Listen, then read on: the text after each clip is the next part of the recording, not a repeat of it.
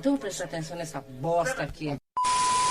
Eu só quero é ser feliz, andar tranquilamente na favela onde eu nasci, e poder me orgulhar e ter a consciência que o pobre tem seu lugar. Vem Deus, DJ! Jovens, entendam. Quem nasceu pra ser raiz jamais será um Sócrates. Começa agora o 8º episódio de... Futeversivo!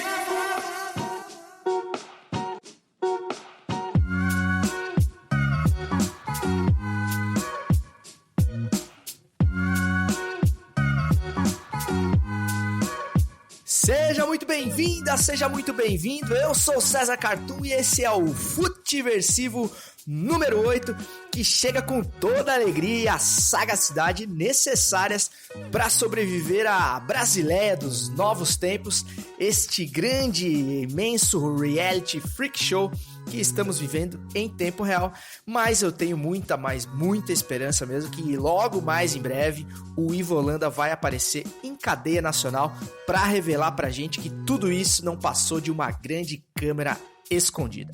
Lembrando que você pode e deve falar com o Futeversivo através do e-mail futeversivo@gmail.com, caso você queira escrever ali um texto mais longo, um compartilhamento de ideias mais complexas, ou então mandar um salve ali, um feedback pelo @CésarCartoon no Instagram, Cartoon com U e M de Maria no final, sempre lembrando para você não se confundir, e agradecendo sempre a rapaziada que manda ali um retorno, feedback, fala que tá ouvindo Futeversivo, os elogios que muito me envaidecem e me dão aquela força para continuar neste projeto que eu acredito que ainda vai render muitos frutos. Beleza?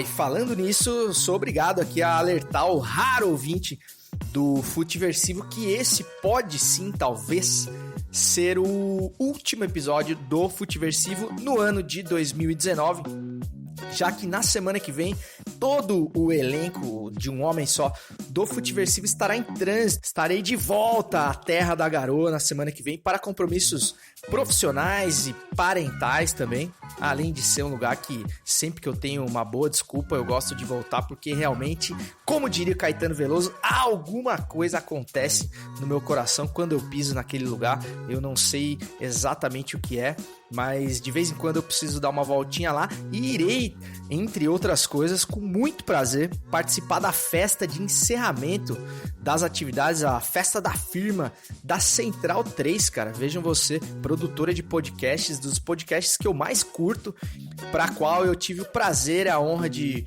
produzir alguns vídeos, algumas videochamadas ilustradas esse ano, e a gente acabou criando um relacionamento e fui convidado para a festa de fim de ano e irei com muito prazer e vamos tomar uma coisinha lá com a rapaziada da Central 3. Além disso, também vou comparecer ao Super Clássico Desimpedidos 2019, direto do Pacaembu, no dia 11. Então me acompanha ali, se você ainda não segue o @CésarCartoon no Instagram, me acompanha que eu vou fazer bastante coisa lá de story, vou produzir o máximo de material que eu consegui nessa passagem por São Paulo e no Super Clássico, que pra quem não conhece é um jogo entre os youtubers mais conhecidos do meio do futebol. Então vai ter o jogo lá do time do Fred contra o time do Juninho, e eu estarei lá acompanhando os acontecimentos em loco no estádio mais charmoso do Brasil, que é o Pacaembu. E espero, né, já que vou para São Paulo, não ser pisoteado pela inteligente polícia do João Dória, né, da capital paulista, que segundo ele é a polícia mais bem equipada e mais bem preparada do Brasil. Imagina se não fosse, né? Lembrando que essa polícia foi responsável no dia 1º desse mês por matar, por assassinar pisoteados, encurralados, 9 jovens que cometeram o crime gravíssimo de querer se divertir, mesmo sendo pobres e, na sua maioria, pretos, né? Então essas pessoas acabaram pagando com a vida pela petulância de tentar se distrair um pouco numa noite de sábado. E aí a inteligente polícia de São Paulo, com a desculpa sempre de estar combatendo aí o crime organizado, achou que a melhor solução para isso seria perseguir 2 suspeitos dentro de um baile com mais de 5 mil pessoas e invadir e fazer com que as pessoas fossem completamente sufocadas, pisoteadas, encurraladas e causando aí a morte de 9 jovens por uma atitude completamente desastrosa da polícia de São Paulo, que tem uma política de extermínio muito parecida com a do Rio de Janeiro, do seu Whistle. E a gente lamenta mais uma vez, porque, como sempre, nada será feito. Vem as declarações são piores ainda depois do governador e do presidente, né? Que lamenta a morte inocente, tá certo? E ele acha que isso é suficiente para pagar as vidas que foram perdidas ali e toda a revolta, indignação mais do que justificada das famílias das pessoas, né? Então você imagina, outra desculpa também que é sempre dada é que havia o intenso consumo de drogas e álcool e a música alta que tanto atrapalha a vizinhança. Você imagina se uma batida desse nível uma abordagem desse nível fosse feita, por exemplo, no Lollapalooza, que tem música ruim igual, que tem gente se drogando pra caramba igual, mas é claro que nada acontece porque se trata de uma festa da alta sociedade, os jovens de classe média alta, que tem todo o direito de usar sua droguinha, de fazer a sua festa, de ouvir sua música de gosto duvidoso, mas se a coisa é na favela, a repressão vem com tudo. E para quem gosta de chamar isso de mimimi, é preciso que se faça. Por favor, eu apelo para que as pessoas façam o mínimo de reflexão, porque não é possível que essas pessoas continuem sendo assassinadas, cara, pelo simples fato delas existirem, delas fazerem coisas que todos os jovens fazem e serem punidas e perderem a vida, cara. Molecada de 15, 16 anos, e a gente mais uma vez está normalizando as tragédias. Perdi até o que eu ia falar no começo do programa, mas enfim, feito esse adendo que eu acho bem importante, e vamos ver aí qual que vai ser a mudança da postura da polícia de São Paulo.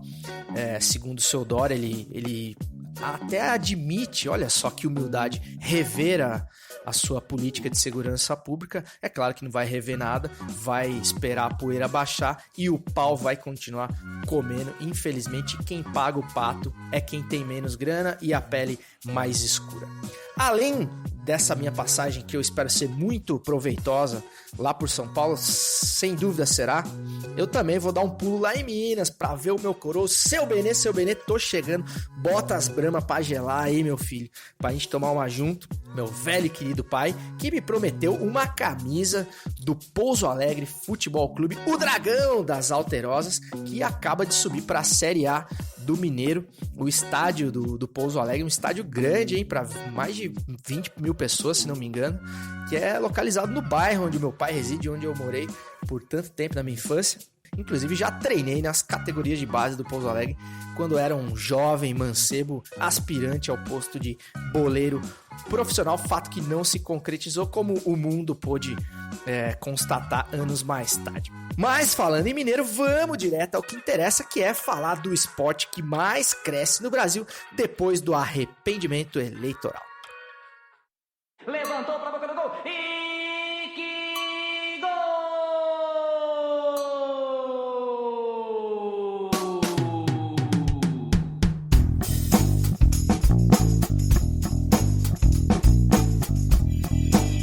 Eu vou com você nessa, garotão! E mais uma vez com as bênçãos, sempre com as bênçãos do mestre Osmar Santos, o maior de todos, vamos aos assuntos que rondaram essa semana de fim de feira no futebol brasileiro, que basicamente só tá esperando para saber se o Cruzeiro finalmente vai pagar uma Série B, não é mesmo? E o Cruzeiro, ao que tudo indica, cara, tem grandes chances, tá lutando muito aí para ser rebaixado e pode ser contemplado aí na última rodada, é o que tudo indica, né? Perdeu ontem mais uma vez pro Grêmio, 2-0, fora o baile, né? Realmente o Cruzeiro tem uma dificuldade enorme de jogar futebol.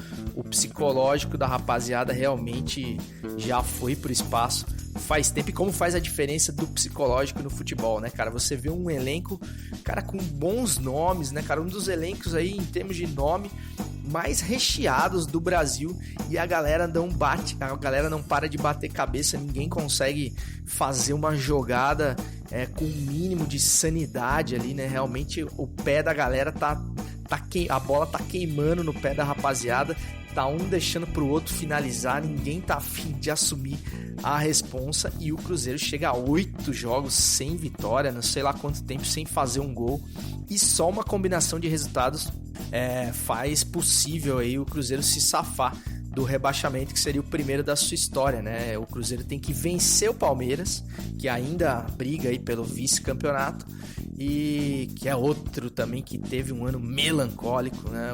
O abastado Palmeiras, acompanhado aí de uma vitória do Botafogo sobre o Ceará, né? Essa vaga na Série B de 2020, o Cruzeiro disputa aí a tapas praticamente com o Ceará. O Ceará que perdeu para o Coringão no meio da semana, né? O Corinthians ainda conseguiu descolar uma vaga na Libertadores. Vejam você que também, vamos combinar que vaga na Libertadores hoje em dia não chega a ser um grande mérito, né? Eu acho que o time que se salva do rebaixamento, praticamente ele tá a um passo da Libertadores, né? Realmente banalizou-se o número de vagas para a Libertadores, mas enfim, o Corinthians estará lá o ano que vem, para o bem ou para o mal. E os 2 jogos aí que vão decidir o rebaixamento serão nesse próximo domingo às 16 horas, então vale a pena aí acompanhar a última rodada do Brasileirão, que foi o que sobrou em termos de emoção. Mas para você cruzeirense, como tem sempre na vida gente que vê o copo meio cheio, eu gostaria de chamar agora o relato de um torcedor cruzeirense que mostra que na vida tudo tem um lado bom, até ver o seu time cair para a Série B. Eu falo com vocês, só.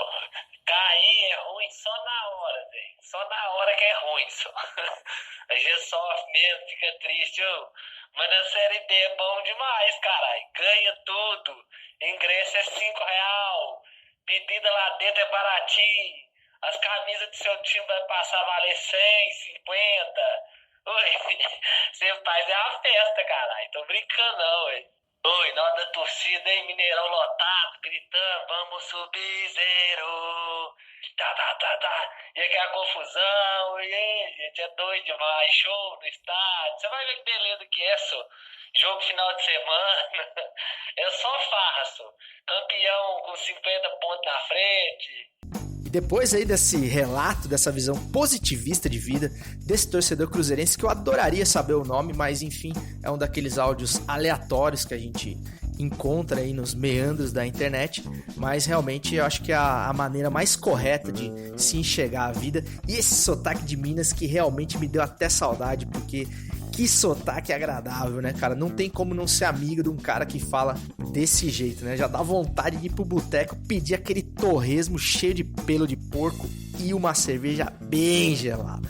E por falar em porco, o Palmeiras tá investindo pesado aí para tentar tá sediando o Jorge Sampaoli, né? Ou seja, o Palmeiras ele é uma espécie de Kiko do Chaves do futebol brasileiro, né? Ele vê o que os meninos ricos estão comprando e ele vai lá e pede para Dona Florinda, e assim como a bola quadrada, que sempre foi a utopia de Kiko do Chaves, o Palmeiras agora investe aí numa abordagem ao Sampaoli, que já pediu R$1.800 de salário livre de impostos. Veja você, o Sampaoli também não parece estar com muita vontade de ir pro Palmeiras, né? É tipo aquele cara que tem aquele carro, aquele xodó, que ele não quer vender o carro, aí quando ele é abordado ele pede um valor absurdo que é para não vender mesmo. Me parece que foi isso que o Sampaoli fez pro Palmeiras, até porque o Sampaoli tem posicionamentos político-ideológicos aí que não vão de encontro à atual fase do Palmeiras, digamos assim, né? A gente sempre tem que separar a instituição como um todo, a camisa, a história do Palmeiras, que é muito respeitável, da atual gestão, que realmente não tem o menor constrangimento em ficar passando pano pro fascista do Bolsonaro, na minha humilde opinião. Lembrando sempre que você pode discordar da minha pessoa em futeversivo@gmail.com. E esse é um ponto que talvez traga alguns problemas nessa relação que se inicia aí, né? Porque o Sampaoli realmente é o cara que não faz média, né? Ele mostrou isso no episódio da visita do Bolsonaro à Vila Belmiro, e ele é um cara que realmente não veria com bons olhos essa relação amistosa, digamos assim, do torcedor, entre aspas, Bolsonaro com a Sociedade Esportiva Palmeiras. Isso eu acho que pode ser até um obstáculo para essa contratação. Então vamos ver o que dá, né, cara? Eu gostaria muito que, na verdade, o co-irmão Palmeiras fizesse aí uma troca com o Corinthians e levasse o Thiago Nunes. Não quero secar o Thiago Nunes antes mesmo dele estrear, parece ser um grande treinador, um grande promissor, mas ele combina muito mais com o Palmeiras, e o Sampaoli com o Coringão. Eu tenho o sonho de ver o Sampaoli com aquelas tatuagens modo cadeia, à frente do banco de reservas do Coringão. Acho que teria tudo a ver. Mas infelizmente as circunstâncias parecem levar o Sampaoli para outros lados, e só me resta torcer para o Thiago Nunes, uma espécie de sapatênis dos técnicos da nova geração, se dá bem no Corinthians, apesar de não ter muito a ver com a vibe de Itaquera, não é mesmo? Falando em vibe de torcedor, a melhor vibe de torcedor no final de ano do Campeonato Brasileiro, com certeza é a do torcedor do Vasco da Gama, hein, cara, que aproveitou a Black Friday da semana passada e fez uma campanha em massa de adesão ao programa de sócio-torcedor do Vasco. É claro que a diretoria do Vasco deu aquela apelada no preço ali, né, o que acabou fazendo com que o Vasco virasse mais uma vez alvo dos memes maldosos, sobretudo do seu arquirrival Flamengo. Chegamos ali a 4 pila mês ali no plano mais em conta nessa Black Friday para virar sócio torcedor, mas isso não importa, cara. O fato é que a torcida deu a resposta até a essa fase realmente inigualável do Flamengo, né? O rival se viu motivado aí a fazer uma campanha e a torcida foi para cima. Chegaram a 136 mil sócios a última vez que eu li, pode ser que esse número já deve ter sido atualizado, e aí inclusive passando até o próprio Flamengo, que deixou a galera do rubro-negra bem mordida quando se fala em questão de número de torcedor, né? A torcida do Flamengo realmente tem esse posto de maior torcida do país, então qualquer coisa que ameace isso de alguma forma mexe com o torcedor flamenguista. E a torcida do Vasco, que é muito menor, fez um movimento realmente muito legal de ver, e eu acho muito legal que inclusive seja super barato mesmo, porque teria que ser o programa de sócio torcedor, né? Você vê o Vasco da Gama, é um clube que tem origens históricas humildes, é um clube que fica ali na zona norte do Rio de Janeiro, com uma origem ligada aos imigrantes portugueses, como todo mundo sabe.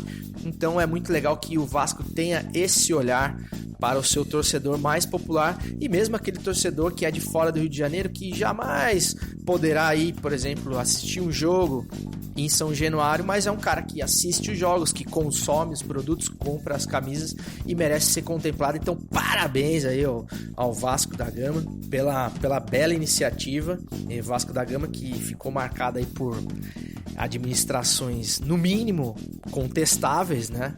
Me sai aí com essa iniciativa muito legal. É claro que a gente sempre tem que ter um pé atrás quando se fala de dirigente de futebol, né? Então vamos ver se existe aí algum plano maligno por trás disso, mas enfim, a iniciativa e a adesão, sobretudo a atitude da torcida, foi muito positiva e mostra a força do Vasco da Gama, que promete, né, cara, para 2019. Fez uma campanha honrosa esse ano, digna e mais digna das suas tradições, apesar de estar muito longe do Vasco da Gama, que a gente sabe que é. E falando em rival do Vasco, Flamengo, temos aí também o último ato do ano de 2019, que será a final do Mundial de Clubes lá no Japão. E realmente é claro que existe a burocrática semifinal que pode dar ruim, como já deu em outras ocasiões, né? O Liverpool vai pegar o Monterrey ou o Al Sadd, e o Flamengo vai pegar o Al Hilal ou Esperance. E se tudo correr bem, né, teremos a grande esperada reedição da final de 81, Flamengo e Liverpool, Liverpool e Flamengo, e realmente é um jogo que chama a atenção pelo embate dessas escolas tão opostas, né, tão diferentes, de lugares, de realidades tão distintas de futebol. E as preliminares realmente têm prometido que essa final, se realmente ocorrer, vai ser um grande jogo, porque o Flamengo goleando daqui, enfim, bateu no bêbado, no mais bêbado da tabela, o Avaí, essa semana mais uma vez, sem tirar de dentro, né? Impressionante. E o Liverpool também, que vem fazendo uma campanha assombrosa na Premier League. Tem aí, 14 vitórias nas últimas 15 rodadas pela Premier, 32 partidas invicto, 2 finais seguidas de Champions e é apenas o atual campeão europeu.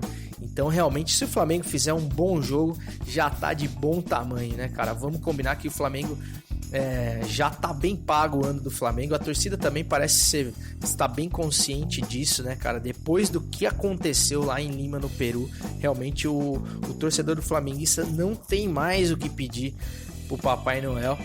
Mas é claro que se o Flamengo, por exemplo, acontece um jogo atípico, como aconteceu entre Barcelona e Santos, por exemplo, um 4-0, assim, é claro que joga uma água no chope da rapaziada. Não é o que a gente espera, mas, cara, tá com cara que o Flamengo vai fazer um jogo digno lá contra o Liverpool. E também o que eu acho legal é que o Flamengo não tem dado esse peso que geralmente os clubes brasileiros dão desmedidamente pro Mundial. Abandona o brasileiro, abandona todos os campeonatos aqui para se dedicar ao Mundial, enquanto os europeus estão literalmente andando, né, para esse torneio.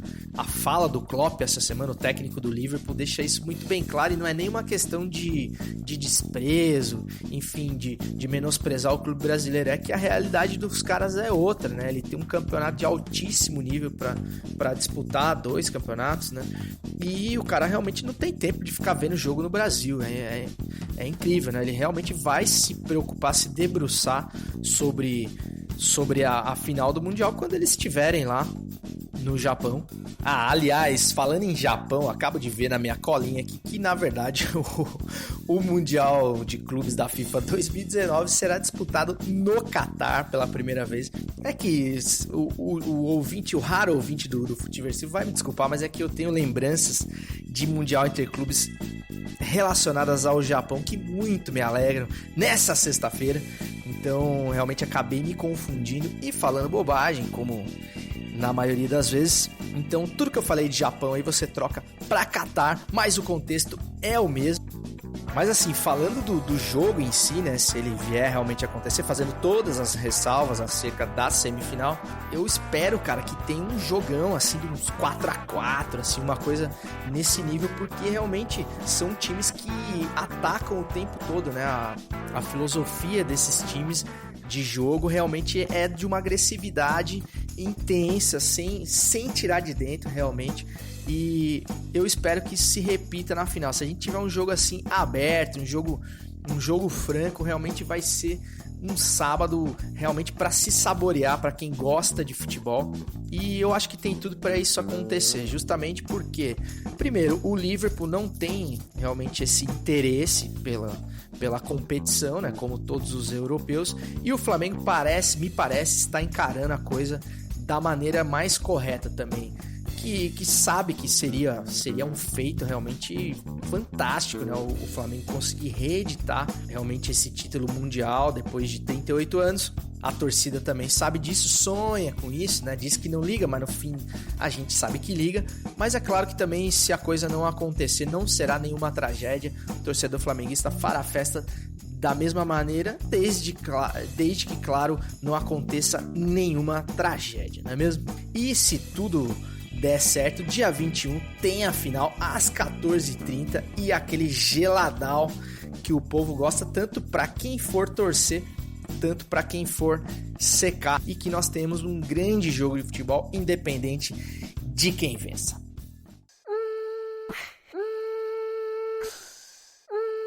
É o gol da Alemanha.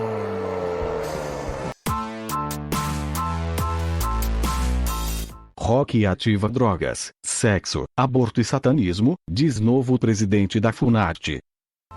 Elvis, Beatles e até a CIA estariam envolvidos em um conluio contra a moralidade dos jovens, é o que analisa o pensador Dante Mantovani, que é um maestro de Londrina, no Paraná, que foi nomeado nessa última segunda-feira, dia 2, veja você, ao cargo de presida da Funarte, pelo também presida, só que da República, infelizmente, Jair Bolsonaro. A análise que ele fez acerca do rock and roll, não é mesmo? Foi feita num vídeo publicado no canal de YouTube dele, que traz, além dessa associação em escala feita por ele, outros pontos de uma indústria cultural que busca destruir a moral e os bons costumes. Esse estado do Paraná também, vamos combinar, hein, velho? É cada figurinha que sai de lá que a gente é obrigado a registrar essa coincidência aí, com todo respeito ao Paraná, mas realmente é cada peça, cara, a gente fica impressionado. E o governo segue o seu conceito, né, de indicações a cargos estratégicos, que realmente visa a escalação de figuras que tenham, primeiro, nenhum conhecimento sobre a pasta que estão assumindo, segundo, rancor, mágoa, enfim, algum trauma, alguma coisa muito mal resolvida com as figuras que são destaques dessas áreas, né? E é claro, já vem também da escola, é discípulo de Olavo de Carvalho, é um cara declaradamente terraplanista, eu não estou exagerando, estou falando sério, ele é autodeclarado terraplanista, não sou eu que estou dizendo. Então realmente a gente vê que é mais uma área sensível, carente do Brasil, que fica nas mãos de pessoas completamente despreparadas e alienadas, com sérios problemas de crença em teorias da conspiração. Então fica muito, muito difícil, é muito triste ver o que tá acontecendo, cara. Honestamente, a gente dá risada porque é bizarro, mas realmente é muito triste. Se ele lesse um verbete de Wikipedia, ele ia entender que a Fundação Nacional das Artes, ela é uma fundação do governo brasileiro, que inicialmente era ligada ao Ministério da Cultura, que foi extinto por esse governo, e agora fica atrelado ao Ministério da Cidadania, né? Lembremos que o Ministério da Cultura ele foi reduzido a uma secretaria, dado aí a importância que essas pessoas que estão à frente do país hoje dão para o segmento da cultura e das artes, né? E ele é responsável, é muito estratégico, cara, porque ele é responsável para desenvolver política pública que fomente todos os tipos de artes, as artes visuais, a música, o teatro, o circo, a dança, enfim, a cultura popular, e não só, por exemplo, a cultura, a música lírica, a música clássica, né? O Dante Mantovani é um maestro, então ele tem uma linha, digamos assim, de pensamento que busca elitizar o incentivo às artes no país, só que o país é um país muito plural, cara, composto, tem gente que gosta de tudo quanto é coisa, bicho, sabe? Então o cara não pode tratar com essa pessoalidade realmente pastas que tem que atender a vários tipos, várias camadas de pessoas, enfim, é lamentável, assim, de tantas as formas que fica difícil a gente falar sobre, e cada semana vem uma figura dessa que essas pessoas parecem ter sido inventadas, né, cara, né, nessa nova era, e são contempladas com a diretoria, com a presidência de fundações de importância fundamental aí pro desenvolvimento de áreas muito importantes do nosso país, e é mais uma que a gente perde, é mais um 7-1, com certeza, e esse quadro Gol da Alemanha realmente é um quadro que nunca falta pauta, porque cada semana, se desse, olha, daria pra fazer um Gol da Alemanha por dia, mas o episódio é semanal, então eu tenho que aqui fazer realmente uma peneiragem aqui de todas as bizarrices que tem acontecido, sobretudo na nova era. Quem indica? Chegando mais um Quem Indica. O Quem Indica dessa semana me toca pessoalmente, porque realmente vou falar de um cara que é o meu maior ídolo, sem dúvida, no futebol, e um dos meus maiores, dos pensadores que eu mais admiro, e coincidentemente ele é xará de um grande pensador da história da humanidade. Vou falar aqui do livro Sócrates e Casagrande, uma história de amor. Deixei para falar desse livro na semana em que completam aí 8 anos da morte do Dr. Sócrates. Como faz falta o Dr. Sócrates. Volta, Belchior, volta, Dr. Sócrates, porque a gente nunca precisou tanto de pessoas lúcidas como vocês. Aliás, as pessoas que eram tidas como loucas, como malucas, né? E agora, de fato, acho que a gente conheceu o que é a loucura, né? A gente vem conhecendo o que é a loucura, de fato, nesse país. Mas falando um pouquinho mais do livro, aqui é um livro da editora Globo Livros, e tem como autores o Casagrande e o Gilvan Ribeiro. O Gilvan Ribeiro, jornalista, enfim, da Folha de São Paulo e tudo mais, um cara com história aí no jornalismo, e o Casão, grande comentarista e parceiro de vida e de bola do Sócrates, né, cara? Um dos melhores amigos da vida do Sócrates, aí o melhor amigo do Casão com certeza é o Sócrates, declarado por ele mesmo.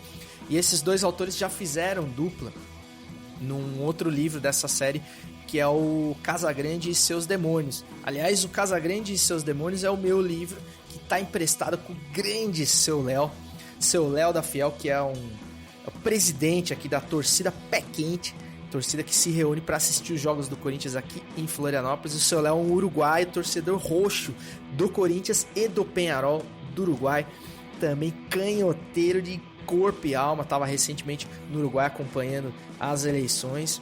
Felizmente tivemos ali um revés no Uruguai, mas o Seu Léo é uma grande figura e a gente fez essa troca. Eu deixei o Casagrande e Seus Demônios com ele e ele me emprestou o Sócrates e Casagrande, uma história de amor. E eu pretendo, viu, Seu Léo, vou devolver esse livro pro senhor, mas eu quero devolver autografado pelo Casão. Quem sabe nessa viagem aí eu consigo esse feito.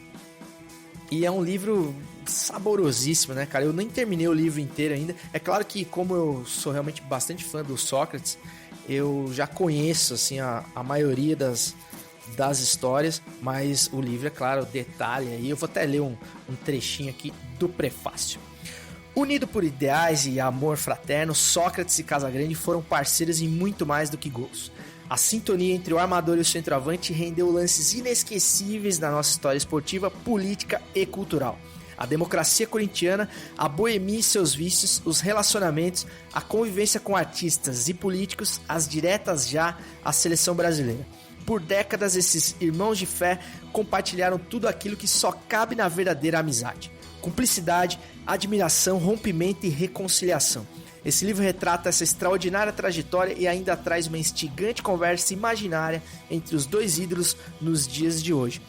O Sócrates e o Casão, eles tiveram um desentendimento que, na verdade, quem mais sofreu com esse desentendimento, digamos assim, foi o Casão, né, cara? Porque o Sócrates realmente parecia ser um cara muito desencanado, assim, ele meio que desconhecia essa mágoa toda que o Casão tinha ficado dele, enfim, por desentendimentos que você vai entender melhor aí lendo no livro, mas assim, e eles tiveram a chance dessa reconciliação de ajustar as pontas ali desses maus entendidos ainda em vida, né, com o Sócrates já muito doente, mas o Casão teve um episódio que ele chegou lá no hospital, enfim, já com medo de não ter tempo de falar com o amigo, e os caras fizeram as pazes e realmente eles são irmãos de vida, tem uma conexão muito grande. O Sócrates, um pouco mais velho, acolheu o Casão quando ele chegou no Corinthians, molecão de tudo, e a admiração dos dois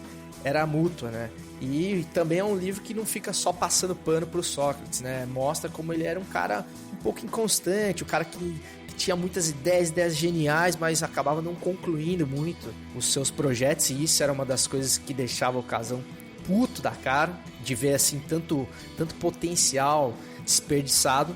Mas realmente o Sócrates, como símbolo, ele fez coisas incríveis que seriam inimagináveis para um jogador dos dias de hoje, né? Para você ter uma ideia, imagine você, jovem mancebo, o que foi as diretas já, né? Não vou falar aqui tanto de democracia corintiana, porque esse livro é um livro que ele é muito palatável para você que não é corintiano também, tá? Então não é um livro sobre Corinthians, é um livro sobre a história de uma grande amizade. Então É um livro que vai contemplar todo mundo que gosta de futebol, que tem um grande amigo, vai se identificar. Mas você imagina a luta pelas diretas já. Um país que estava decidindo, lutando pelo direito de votar para presidente. E você tem um dos maiores, eu diria que o segundo maior jogador do país na época, só atrás do Zico, que era o Sócrates, cobiçado por grandes clubes da Europa. E ele colocou em xeque essa contratação, seria a realização financeira da vida de um cara. E ele disse que se a emenda Dante de Oliveira passasse pelo Congresso e a gente pudesse votar para presidente no início ali da redemocratização do país, ele não iria, ele continuaria no Corinthians e abriria a mão aí da sua realização financeira. Então você imagina um cara, por exemplo, como o Neymar hoje, se ele teria esse nível de atitude pelo país dele, né? Não precisa nem responder. Então você vê realmente o nível intelectual e de entrega, de interesse pelas coisas do país, além do futebol, que um cara como o Sócrates tinha, e é muito mais por isso que ele ficou marcado. É claro que o Sócrates foi gênio dentro do campo, realmente o cara que tinha um estilo clássico, o cara cabeça erguida, um calcanhar mágico, fez gols incríveis, deu passes monumentais, mas fora do campo eu acho que ele foi até mais importante simbolicamente do que dentro do campo, e as suas ideias jamais serão esquecidas e ainda ecoam nos corações da fiel torcida de todos os loucos por futebol e por uma vida e por um país que sonha com um país melhor, com certeza se identificam. Então fica a dica aí do Sócrates e Casagrande, um livro muito legal, um livro que dá para você ler numa sentada só, porque realmente as histórias, principalmente da boemia do doutor, são de tirar o chapéu, e é incrível você ver como um cara que tinha o nível de intensidade etílica do Dr. Sócrates conseguia render tanto dentro de campo.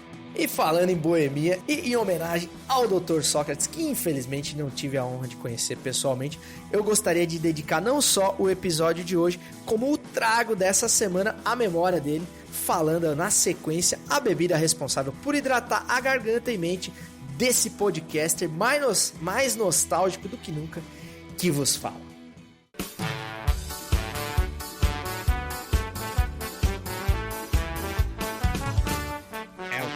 Semana daí.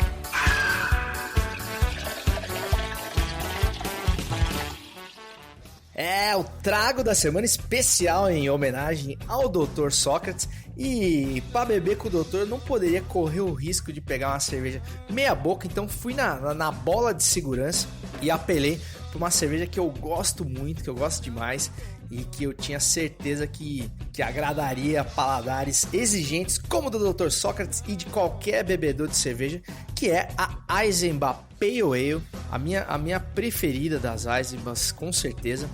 E eu vou ler aqui o que diz o fabricante. Assim como as clássicas ales belgas, a Eisenbahn Pale Ale apresenta excelente paladar e amargor mais encorpados e complexos, que tem um sabor vigoroso e marcante, além de uma ótima formatação e retenção da espuma, verdade. Sua coloração âmbar é fruto da utilização de maltes tostados em sua forma.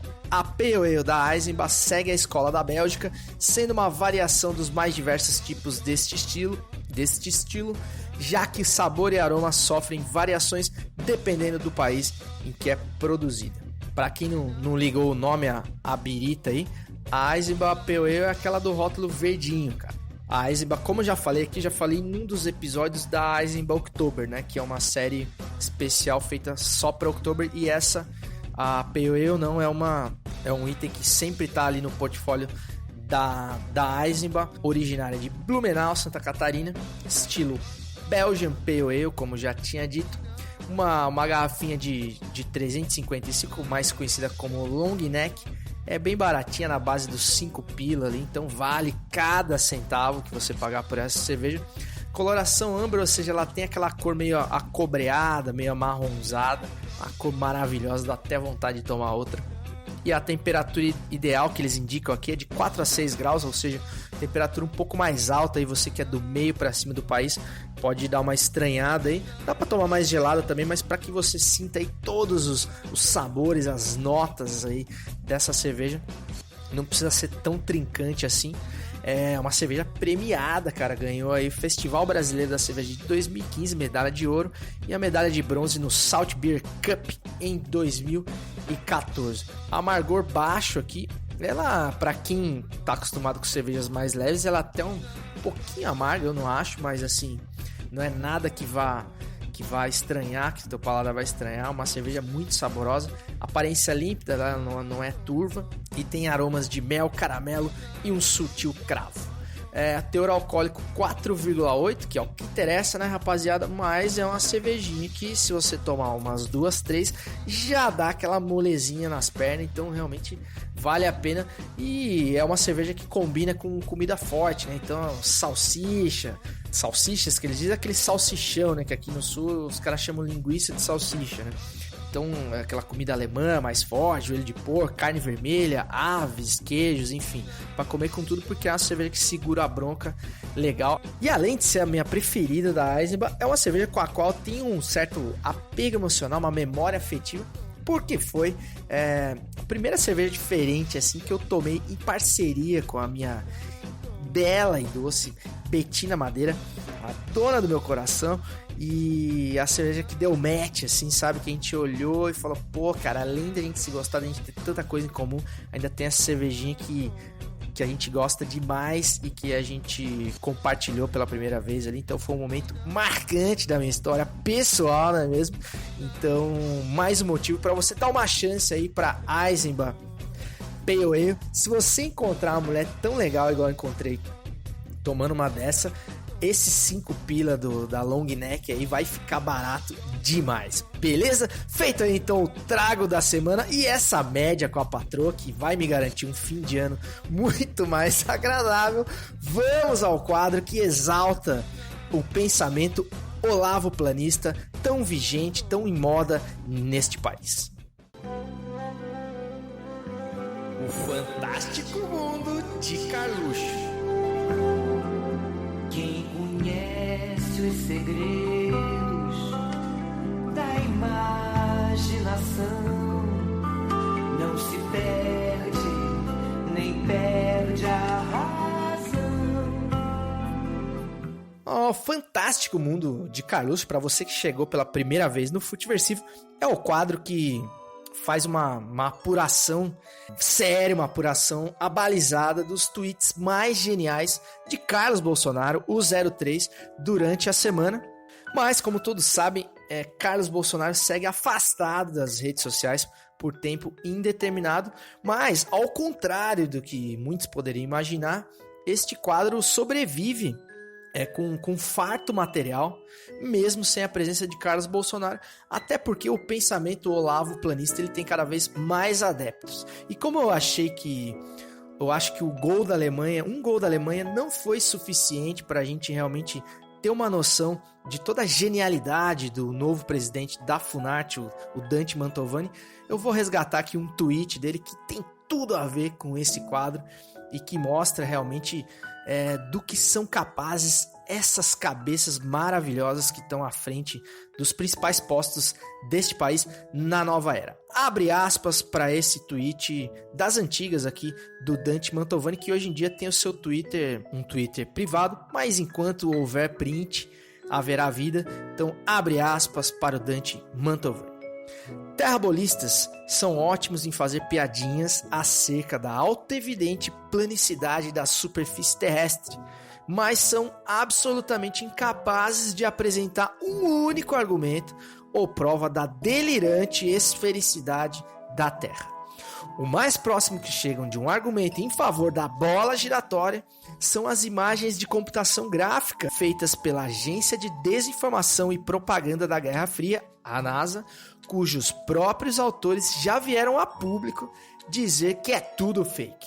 E fecha aspas para realmente esse sábio que deixaria Sócrates, não o jogador, mas Sócrates, o filósofo, com vergonha de tomar a palavra numa mesa em que esse em que esse verdadeiro, puta, me faltam palavras para definir, o Dante Mantovani estivesse discursando.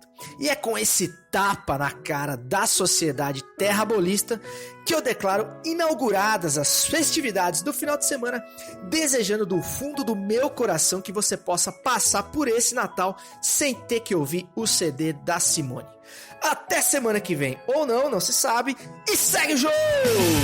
Dizem que ela existe pra ajudar.